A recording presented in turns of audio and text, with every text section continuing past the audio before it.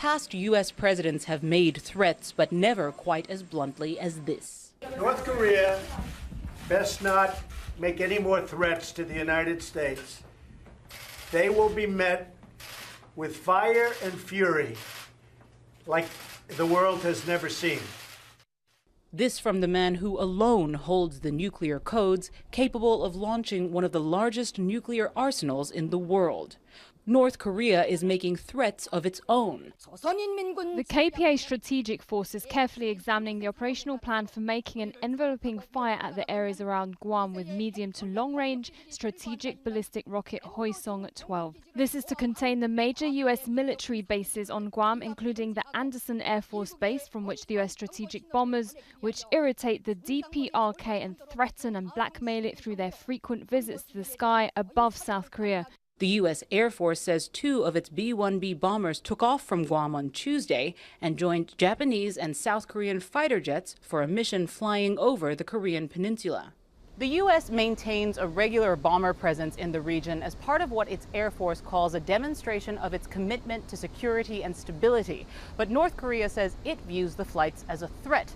The state news agency calls Guam the outpost and beachhead for invading North Korea and is warning it will take practical actions to neutralize it if necessary. The U.S. territory's governor says there is no change in the threat level, but that Guam is prepared for any eventuality. I've reached out to the White House this morning. An attack or threat on Guam is a threat or attack on the United States. They have said that America will be defended. The North Korean statement did not directly reference Trump's fire and fury threats. They were made after this story in the Washington Post, alleging the Defense Intelligence Agency believes North Korea can now put a nuclear warhead on an intercontinental ballistic missile, basing its report on anonymous sources without actually seeing the classified document. It reads, "The assessment states in an excerpt read to the Washington Post, the assessment's broad conclusions were verified by 2 U.S. officials familiar with the document." They don't say just how confident the intelligence agency is that the information is accurate, or if any of the other 16 American intelligence agencies agree.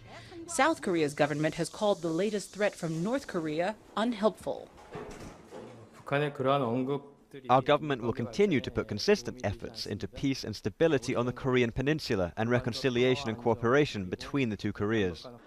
But the spokesman also added South Korea's military is fully prepared to respond to any threat. Kathy Novak, Al Jazeera, Seoul.